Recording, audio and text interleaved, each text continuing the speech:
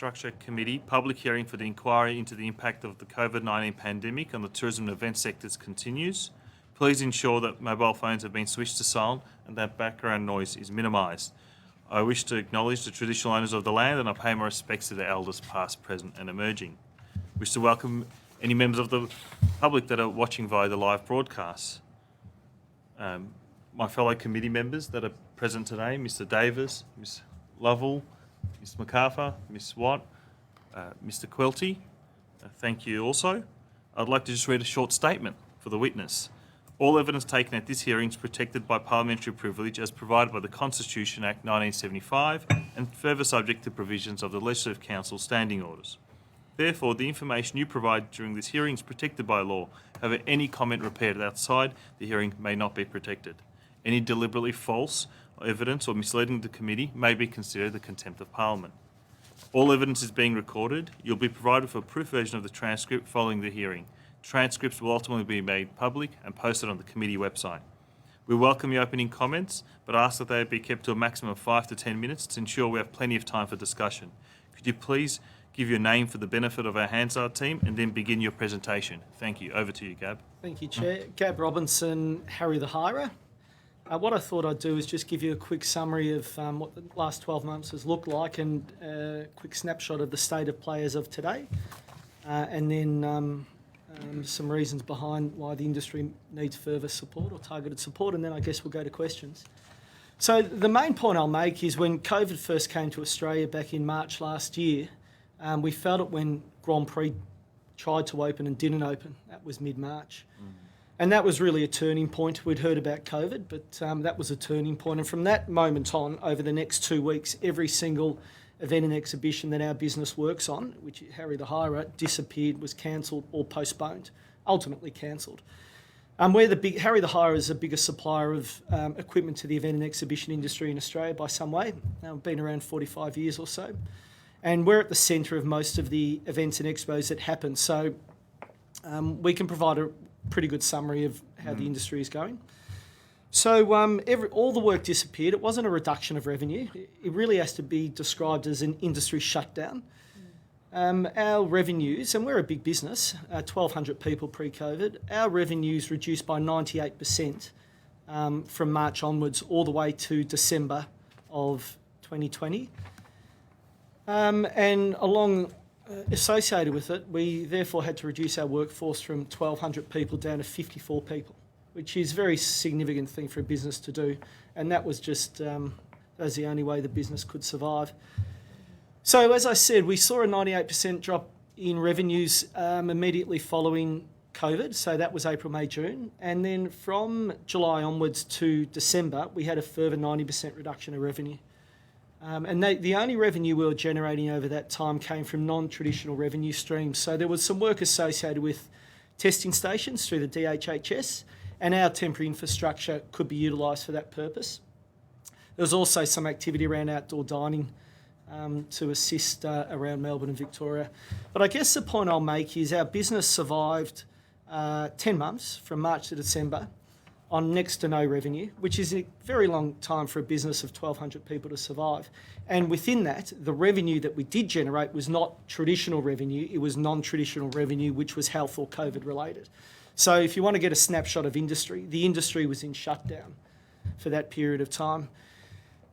Before Christmas, we were hopeful that the Grand Prix and other associated events and exhibitions would return in the first quarter of this year, which is Jan to March. So we geared up from 50-odd people to 170-odd people in preparedness to plan and stage and resource some of Victoria's important major events and exhibitions, one of which we all know, which is Grand Prix. We scaled back up, but unfortunately Grand Prix didn't happen, and nor did the other 6 to 12 events and exhibitions that were meant to happen over that time. So very difficult from a revenue perspective and also from a human resourcing perspective, because we did gear up. We brought people back out of jobs to our business, and of course that work disappeared due to the lockdowns in December and February in Sydney. So the way we see the industry at the moment, we're hopeful that work starts to return from May onwards, and that will be focused within the business events industry. And by business events, I mean exhibitions and conferences. If you go to the MCEC, if you go to the REB, if it wasn't a vaccination area, that's the exhibitions, the home shows, the car shows, those sorts of things.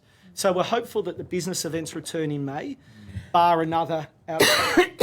Following that, we do hope we start to see a true momentum returning to our industry from September onwards, when the outdoor events return. So the next 6 months are a very difficult 6 months because we have to be prepared to support and be ready with our equipment and people for the convergence of events which have all compacted into this September to December period because they've all cancelled and postponed and now they have to be held. So you have a Grand Prix slated for November when it was meant to be March, and there's another 100 examples like that. So our business has to find itself in a shape and form where it can support the huge number of events and exhibitions that Victoria is so famous for. It's our culture, it's what we have, it's what sets us apart from the other states. That requires a workforce of 1,200 people, maybe even more. If we don't get back to that size with the capabilities that come from it and that IP, it jeopardises our ability to respond to the needs of the state with what we do so very well. However, we have this period between now and September where targeted support or support through JobKeeper has disappeared and there is no support, and yet traditional revenues haven't returned. Our business between now and September will probably be running at around 25 to 30% of its old revenues. But by August, September, we have to have the vast majority of our workforce back so that we can support what the state does so well, which is event and exhibitions. So, Chair, I might leave it there as a general snapshot and then questions to follow. Thank you very much, Gab, and I loved your great snapshot of the sector impact. I found it very, very informative. On that point, I've actually got a couple of questions of my own that I might start with, and then I'll hand over to Mr. Davis, and then we'll go around to my fellow committee members. I guess one of the questions I had was the state government has invested $152 million into major events to attract more events to Victoria. How important are those events to your business? Well, the events and exhibitions are what we do. Yeah. So without them, there is no business. So you'd support the government investing more money to attract more events? Well, we definitely support targeted funding to our industry. It's just what we all have to question what the right means of achieving that is. Is it through the current schemes, or is it, for example, to support that critical supply chain that provides the equipment and people and IP and know-how to enable the building of the major events and exhibitions? So I guess within that I'd say we haven't, our business, and I can only put my Harry the Hirer hat on, our business hasn't felt the impact of any of that support. It was a great assistance with the federal funding of JobKeeper because it achieved two things. It kept us connected to some of our people, not all of them, and it provided the business with some form of cash flow to enable us to conduct some of the non-traditional activities. So, it's great. I guess that's my last question. So, do you believe maybe JobKeeper needs to continue for the event sector as it's disproportionately been affected? Well, and two, are you worried about the vaccine rollout being delayed? Well, so it's very clear in my mind, and I'm sure everyone you'll speak to, that targeted support is critical. If you think about the advent of JobKeeper, the criterion for JobKeeper was a 30% reduction in revenue. 30% reduction in revenue.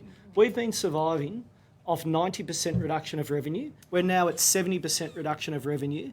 We've used all the resources that we've managed to put aside over the last 45 years of trade that's enabled us to fund and scrap our way through to this point with big overheads for a 1,200 person strong business. So we would say, well, our revenues are still reduced 70%, and we can provide the evidence to support that. JobKeeper was introduced for a 30% reduction of revenue. So we're so far behind that criterion, and that's after 12 months, and will probably be the case for another 6 months. So if I paint that picture, you can see how vital support is. With regard to your second question, which was the vaccinations, well, obviously the sooner that we're vaccinated, theoretically, the sooner industry begins to return to what it was, and therefore that can only be a positive thing. Thank you, Gab. I'll hand over to Mr. Davis, and then I'll go to Mr. Quilty. I thank you for your evidence. That's the first thing. Thank you, Chair. I think you provided a very good snapshot of where it is at the moment and where we've come from and where it is now.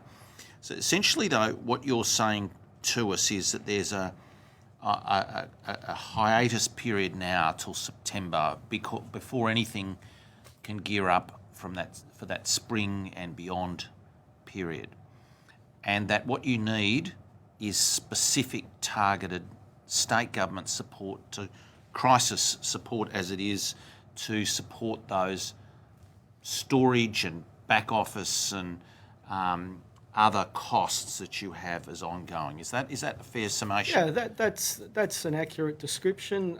We need to be in a position to support the state when it wants to launch all its events again. And without targeted support and without the return of traditional revenues between now and September, that is a very difficult thing to achieve. Okay, so I've got that point. The second point is, post-September, what can be done to give that confidence and certainty beyond there?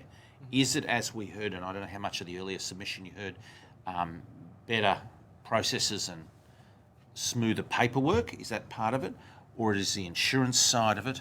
What is the critical factor post September? I think it's human psychology.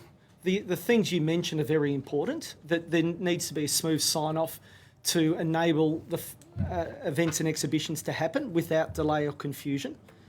There needs to be some surety given to those organisers or entrepreneurs that are trying to hold events who have run out of money but need to stump up the startup costs, and hence there's that deposit scheme / insurance that you've referred to. But the best thing of all is for people to see with their own eyes that the event and exhibition industry is happening again, and that is simply that one after another major events that our state is so used to start occurring, and confidence builds throughout the state, and that gives people more and more confidence that it's possible. It gives people more and more confidence that they can attend an event and an exhibition and be in a safe environment. Thank you. Thank you. Mr. Quilty, he's online on the broadcast. Are there any specific measures the government could take in the next 6 months to prop up the industry, other than subsidies? For example, could the government bring forward payments for things that would be getting later? Or any ideas that just for small specific steps the government could do in the next 6 months? Yeah, look, it all comes back to money. I mean, it really is targeted support and funding, and that can take many forms. It could be some form of wage subsidisation. It can be some form of targeted grants to the critical supply chain that makes things happen.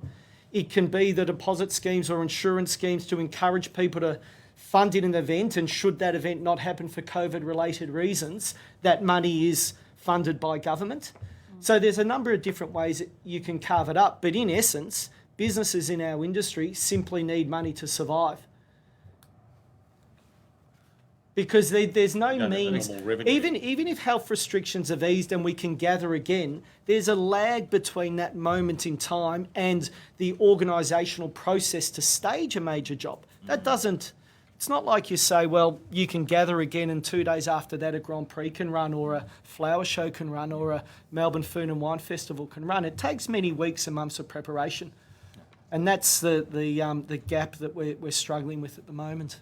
Thank you, Mr. Quilty. Do you have another question? Or okay, I might go over to Miss McArthur, then Miss Lovell, then we'll finish off with Miss White. Well, thank you, Gab, for your presentation. Obviously, we're most grateful that you've taken the time to appear before us.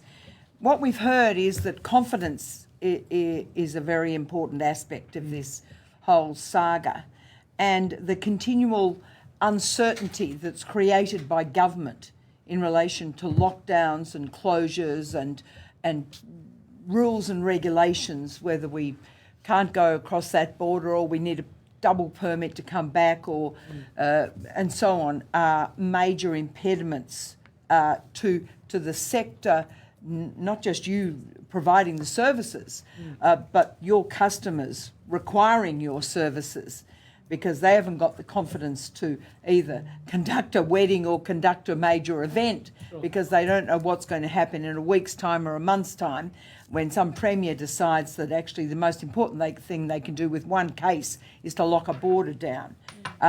So wouldn't you say that instead of actually continually having, say, the federal government provide taxpayer support through JobKeeper, the most important thing we could do is end this uncertainty of state premiers embarking on lockdown and rule and regulation, which we can't actually find the medical evidence on which any of them are based anyway, so that your customers can get up and running and ask for your services? Sure. So it's one or the other. So yes, if the health concerns, if health isn't prioritised as the number one concern of government, and they can enable industry to open in a long-term way with consistency and certainty, absolutely. I mean, that's what we'd all want, to go back to normal. However, if for whatever reason the health policy and concerns don't allow that, and government can't give our industry the certainty and confidence, if we can't get an industry that's opened up again because health policy is coming first, then it has to be targeted support. But it can't be either. So we can't have a state that's unable to trade, and in addition to not having targeted support. Because if that was to happen, there's no way for us to earn a living, and there's no targeted support to prop us up until that time returns. Thank you. Thank you. Ms Lovell? I was just interested to know, have the department engaged with you on how you can start to deliver safe events again under COVID, or are you just getting a top-down approach telling you what those regulations are, and, you know, are the regulations and the process, has it been sufficiently clear for you? How could they be improved, or how could the process be? Yeah, it's a tough question. It hasn't been a simple or easy time for anyone. There's complexity in managing a completely unique situation that COVID has given us. So I have sympathy for everyone involved in decision making. So right from the start, government has, and the relevant departments have, made an effort to speak with us, liaise with us, and get our ideas, and that is all fed back into a central point. However, the way that it has been, the way we understand it to have been run, is that the health concerns or health policy has always trumped our suggestions as to how we could reopen industry. And whether we agree or not, I respect that decision. So lots of engagement with industry, but as it's fed back, it seems that the health policy and eradicating COVID or managing COVID has come first, which has pushed back, delayed many of our suggestions. And that's why I keep coming back to this point that if we can't open up, we respect it, whether we agree or not, we respect it, but then therefore must be targeted support, because you can't have either, because businesses in our industry can't survive. And then it comes back to that broader question, what importance does the state of Victoria put on its major events and exhibitions? Because I would have thought it's a very significant Victorian part thing. of our culture, and that's what our people love, and that's what sets us apart from the other states. So have they provided you with any of the evidence of their health policies that have trumped the industry's opinions on how they could safely... No, and I'm no expert in that area, and I would know far less than you guys would. So I simply know what the general public knows, and I have to accept that. But then, therefore, all we can do is keep offering up suggestions as to how we can reopen our industry. Should that not be acceptable, please fund us. Give us targeted support, not forever. It's only, as I say, it's only from now to September, so we can survive if Victoria as a state puts a value on our industry. If Victoria doesn't put a value on our industry, then do nothing. And what's the cost to you of an event like the Grand Prix being cancelled like it was at the last... Look, it's a family-owned business, so I'm not sure if I should disclose those figures, but you're talking millions and millions and millions of dollars. Look, just as a quick snapshot, in the 3 months following COVID, we're a business that was meant to generate around $30 million. We generated less than $1 million. So that's how quickly this happened. It wasn't a reduction of revenues. It was an industry shutdown. Yeah. Were you compensated for the Grand Prix being closed at the last... Well, we have agreements in place for those sort of things, yes. Thank you, Gab. That's been very informative. Ms. Watt, Ms. Lovell, did you have another question? No. Okay, yeah. No. Ms. Watt?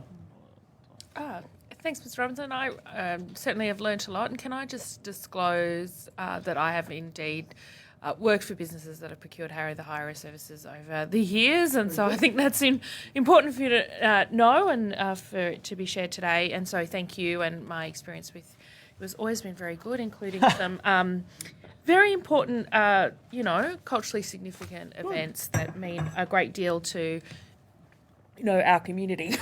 Now, I believe that, can you talk about interstate footprint? Is it just what does that look like? What's the impact For our business? For your business? Yeah, so we're a national business because events and exhibitions do move around nationally. Yeah. So in the pre-COVID times, we had 1,200 people, and 900, round figures, 900 of us are based in Melbourne, and the business is proudly a Victorian business, and we had 300 odd people up in New South Wales. Yeah.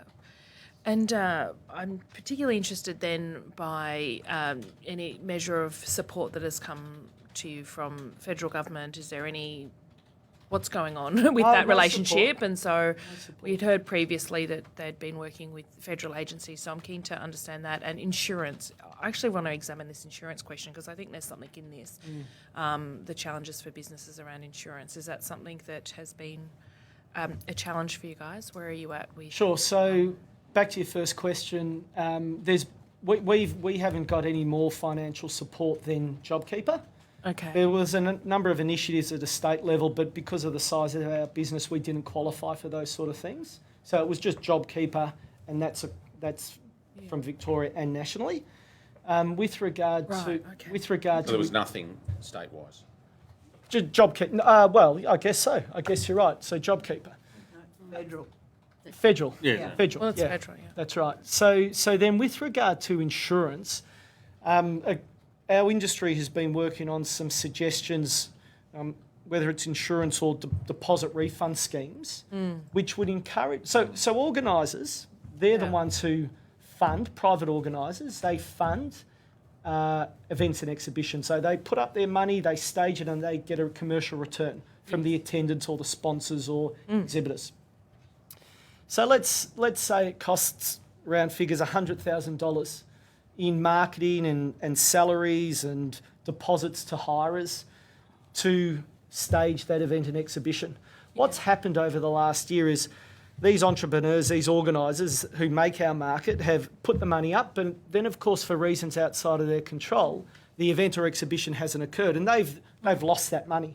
Yeah. So what's been suggested by parts of our industry is that money is guaranteed or insured or put forward by government to encourage the entrepreneurship and to come back into our game, because people have been so damaged by what's happened over the last 12 months and they don't have much resource left to enable them to stage these jobs. So one idea is, well, let's give them some certainty and some confidence to stage, and should it not happen for COVID-related reasons, at least they're not out of pocket, or they're not out of pocket as much. Thank you, Gab. Thank you for that. Did you have another question, Ms. Watt? I might have to come back on another Because I think I'm acutely aware that we've actually put a relatively shorter time frame for your presentation. And on that note, unless there's a pressing last question somebody wants to ask, I might move to our morning tea break. So on that note, thank you, Mr. Robinson, for your presentation. It's been very informative and I've enjoyed the discussion. Excellent. Thank you, guys. Thank you. Thank you, truly. Yep, thank you. And people should watch your video. Thank you. It's still very